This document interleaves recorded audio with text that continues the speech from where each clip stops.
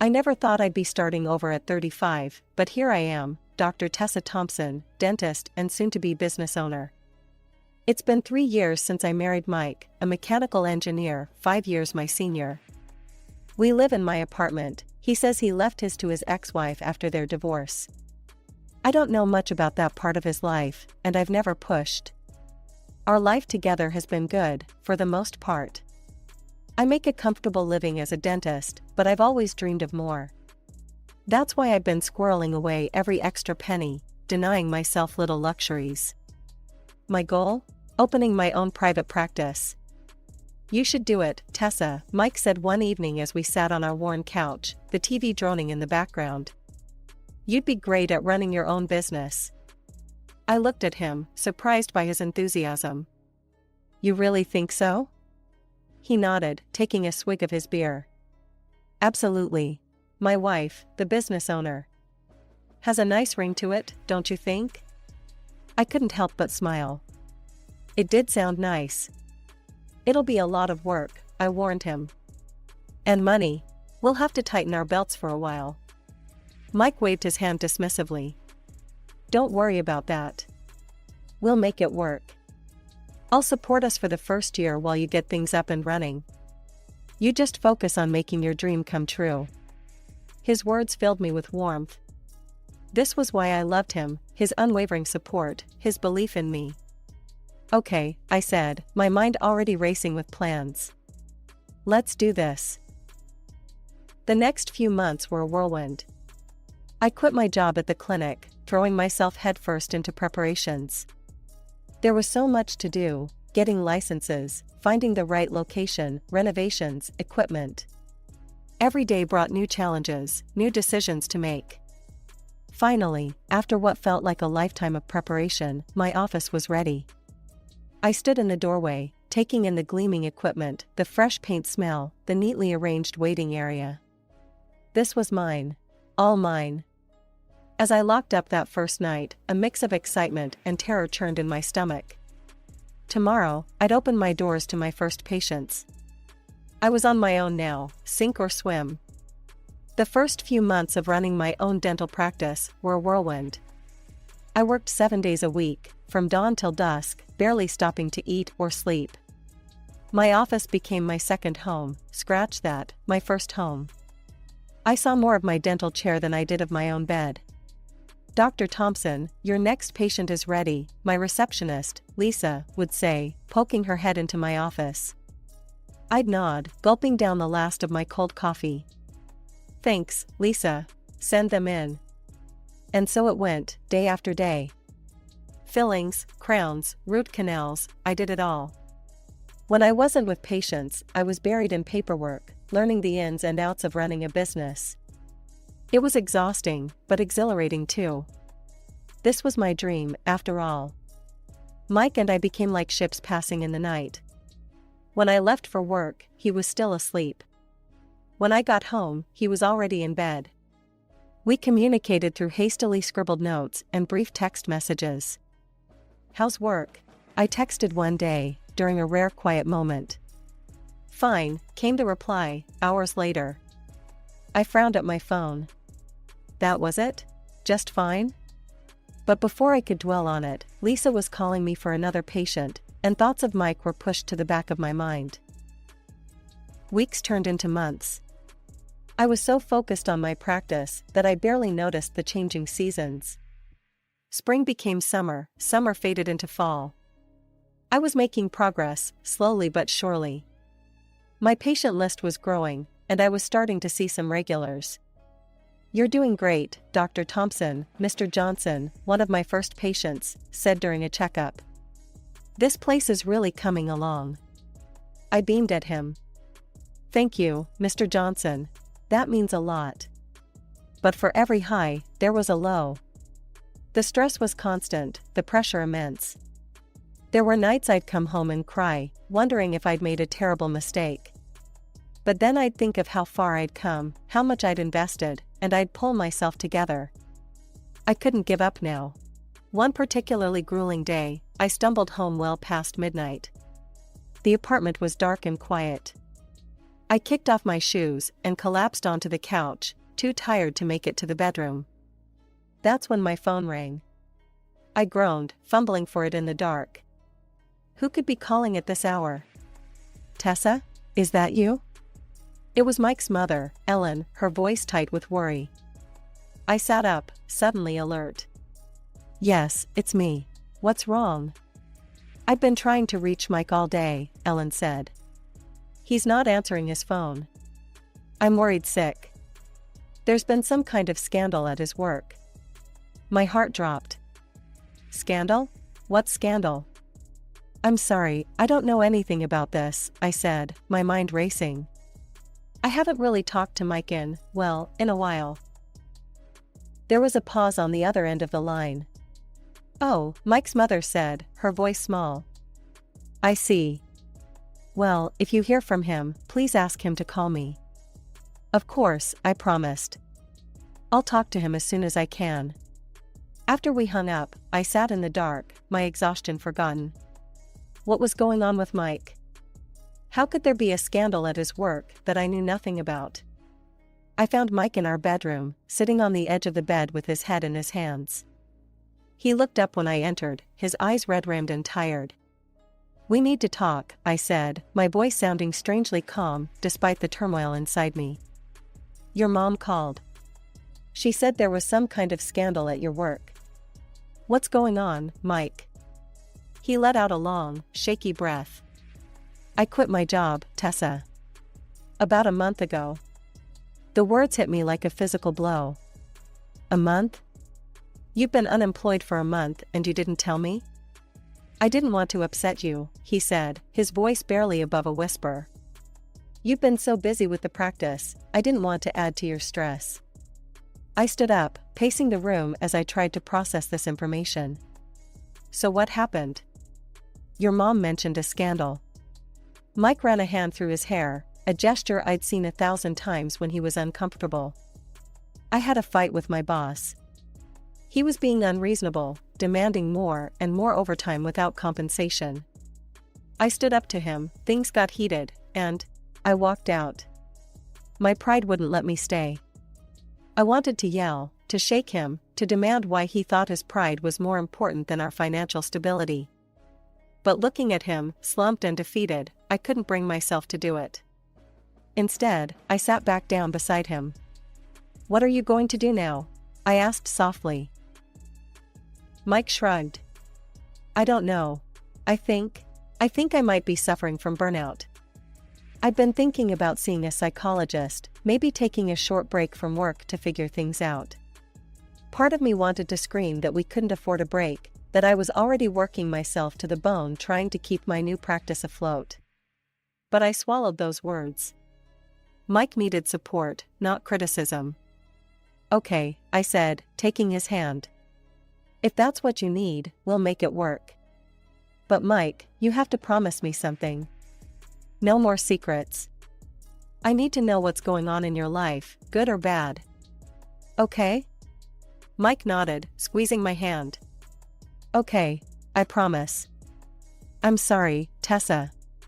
I should have told you sooner. The next day, I called the clinic where I used to work and asked if they had any part-time positions available. It was a step backward, but we needed the extra income. As I hung up the phone, having secured the part-time position, I looked at Mike. He was on the couch, staring blankly at the TV. I got the job, I said. I start next week. He just nodded in response, as if it was something that was taken for granted. The next few months were a blur of exhaustion and stress. I'd wake up at dawn, see patients at my office until early afternoon, then rush to the clinic for my part-time shift. By the time I got home each night, I was dead on my feet. Mike, true to his word, started seeing a psychologist. He talked about burnout and needing time to recuperate. I tried to be supportive, but it was hard not to feel resentful as I watched him lounging on the couch while I worked myself to the bone. One evening, about 3 months after Mike had quit his job, I came home to find him in an unusually good mood. Tessa, he exclaimed as I trudged through the door. I've got great news. I got a job. It's with that engineering firm downtown. I start next week. Relief washed over me. Finally, things were looking up. That's wonderful, Mike, I said, managing a tired smile. We should celebrate. And celebrate we did. I splurged on a bottle of wine, and for the first time in months, we sat down to a meal together, talking and laughing like we used to. It felt good, like maybe we were getting back on track. But my relief was short-lived. A month into his new job, Mike came home fuming. I quit, he announced, throwing his briefcase onto the couch. I froze, the plate I was washing slipping from my hands and clattering into the sink. What? Why? The boss is a tyrant, Mike spat. He wants complete control over everything. I'm not some puppet he can order around. So what now? I asked when he finally paused for breath. He shrugged. I'll find something else. Something better.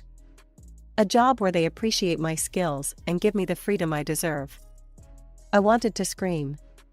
To shake him and ask if he appreciated my skills, if he understood the freedom I'd given up to keep us afloat. But I didn't.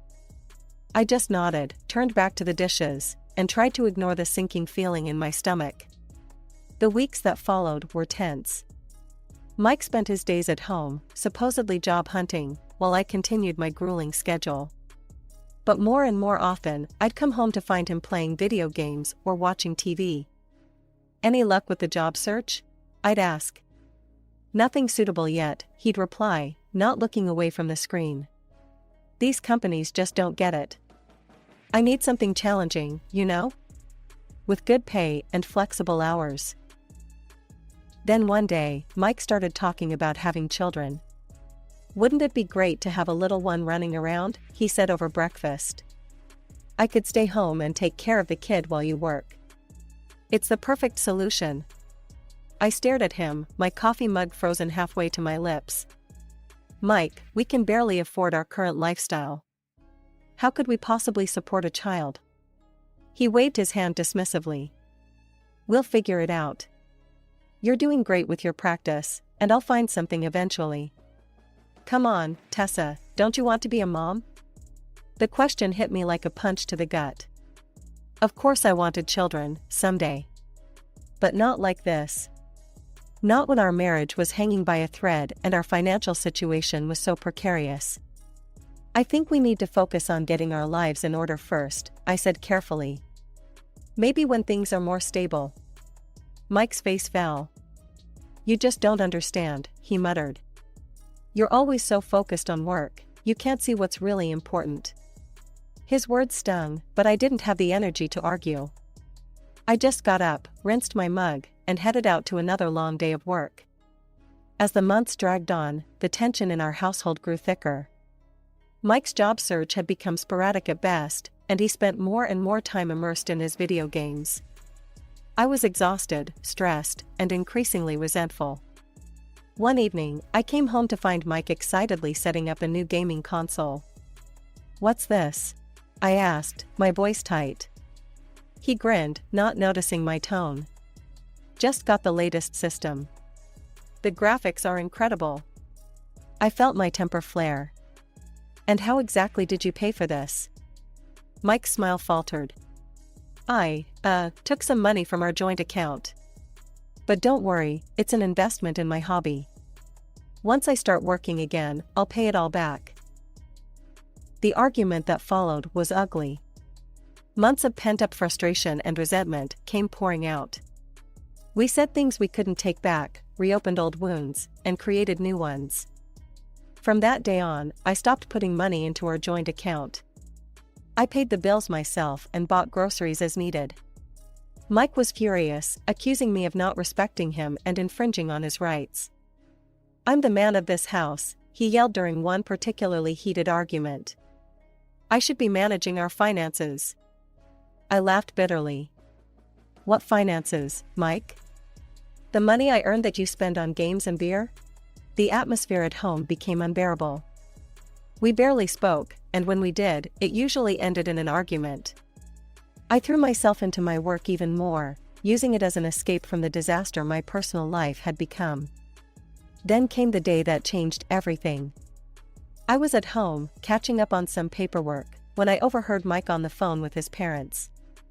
His voice drifted from the bedroom, animated in a way I hadn't heard in months. "Yeah, I need a new business suit for this job interview," he was saying.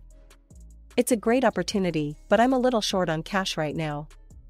Could you maybe help me out?" I felt a spark of hope. Was Mike finally taking his job search seriously? But as I listened, that hope quickly turned to ash. "Thanks, Mom. I really appreciate it.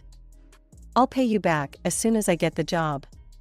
The call ended, and I waited, expecting Mike to come share the news about his interview. But he didn't. Instead, I heard the familiar sounds of him booting up his computer. Curious and increasingly suspicious, I quietly made my way to the bedroom door. What I saw made my blood run cold. Mike was online, not browsing job listings, but purchasing a new computer game and ordering a case of beer for delivery. I couldn't believe my eyes. He had just lied to his parents, begged them for money under false pretenses, and now he was spending it on alcohol and games? "What the hell do you think you're doing?" I demanded, pushing the door open. Mike jumped, guilt flashing across his face, before quickly being replaced by defiance.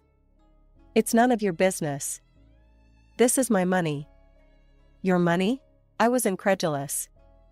"You just lied to your parents to get that money. They think you're buying a suit for a job interview." The argument that followed was the worst we'd ever had. Finally, red-faced and shaking with anger, Mike grabbed a bag and started throwing clothes into it. "Where are you going?" I asked, my voice hoarse from yelling. "To my parents," he spat. "At least they support me." As the door slammed behind him, I sank to the floor, overwhelmed by a mix of anger, disappointment, and an odd sense of relief. For the first time in months, maybe years, I felt like I could breathe. Days passed since Mike stormed out, and the apartment felt eerily quiet without him. On the fourth day, as I was finishing up with a patient, my phone buzzed. Mike's name flashed on the screen. My heart raced as I answered. "Hey, Tessa." Mike's voice was cheerful, as if nothing had happened. "I'm in Miami with my parents. Mom's always wanted to come here, so we decided to make a weekend of it." I took a deep breath, trying to keep my voice steady. "And how exactly are you paying for this trip?" There was a brief pause before Mike answered, his tone slightly less jovial. "Well, I had to borrow a couple of your credit cards. But don't worry. I'll pay you back many times over once I start this new job." I felt sick. "You took my credit cards without asking me?" "Come on, don't be like that," Mike said, his voice taking on that wheedling tone I'd grown to hate. "It's just for the weekend. I'll bring you back a nice shell from the beach, okay? Have a good weekend, honey." Before I could respond, he had hung up. In that moment, something inside me snapped. With shaking hands, I opened my banking app and blocked all my credit cards. Next, I called a locksmith. Within an hour, he was at my apartment, changing the locks. My final stop that day was a lawyer's office. I'd found her online, Sandra Patel, specializing in divorce law. "I want to file for divorce," I said, the words coming out easier than I'd expected. Sandra nodded, her expression compassionate but professional. "I understand, Dr. Thompson. We'll start the process right away. Can you tell me a bit more about your situation?" By the time I left her office, the divorce papers were being drawn up. As I stepped out onto the street, the late afternoon sun warming my face, I felt something I hadn't experienced in a long time: hope. The sun had long set when my phone rang again. Mike's name flashed on the screen, and I braced myself as I answered. "Tessa? Thank God you picked up." Mike's voice was frantic. "Something's wrong with the credit cards. They're not working, and we can't pay for anything here. Mom and Dad are freaking out." I took a deep breath, steeling myself. "That's because I blocked them, Mike. I didn't give you permission to use my cards." There was stunned silence for a moment before Mike spoke again. "Look, I'm sorry, okay?" His tone shifted to pleading. We're already here on the coast. Can't you just unblock the cards? We'll sort everything out when we get back, I promise. I almost laughed at the familiarity of those empty promises. No, Mike. I'm done sorting things out for you. You've put me in impossible situations time and time again. Now you can figure this one out on your own. Tessa, please. He was begging now. You're putting me in such an awkward position. My parents are here, we have no way to pay, this is your problem too. No, Mike, I said firmly. This is your problem. You created it, now you solve it. Goodbye. The next day, I took a personal day from work. I spent the morning packing up Mike's belongings, trying not to get caught up in memories as I boxed up his clothes, books, and the various gadgets he'd accumulated over the years. Once everything was packed, I called a storage facility and arranged for his things to be kept there. A few days later, I was at work when my phone buzzed with a call from Mike. I stepped out of my office to take it. Tessa? I'm outside the apartment, but my key isn't working. Did you change the locks? He sounded incredulous.